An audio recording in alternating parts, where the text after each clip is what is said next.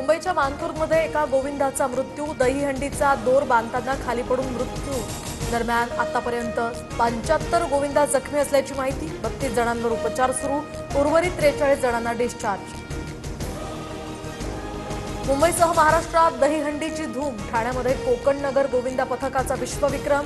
संस्कृती दहीहंडी उत्सवात कोकण नगर गोविंदा पथकानं 10 थर लावत केला विश्वविक्रम। मुसळधार पावसामुळे यवतमाळच्या पैनगंगा नदी काठावरील गावांना सतर्कतेचा इशारा।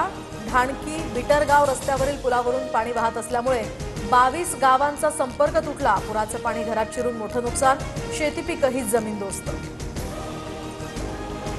हिंगोलीतील पावसाचा जोर वाढल्यामुळे नदी नाले दुथडी भरून वाहू लागले। कयाधू नदीचं पाणी शेतात शिरल्यानं मोठं नुकसान, तर वाशिममधील रिसोड आणि मालेगाव तालुक्याला पुराचा फटका। कृषी मंत्री दत्तात्रय भरणे शेतकऱ्यांच्या बांधावर। धाराशिवमधील नुकसानग्रस्त भागाचा कृषी मंत्र्यांकडून आढावा।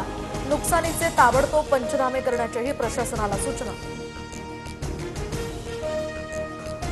धाराशिवच्या कळंब खामसवाडीतील ओढ्यामध्ये चारचाकी कोसळली। कारमधील एका लहान बाळासह 4 जण सुखरूप बचावले, तर नांदेडमध्ये पुराच्या पाण्यात थार गाडी अडकल्याची घटना। सुदैवानं कार चालकाचा जीव वाचला।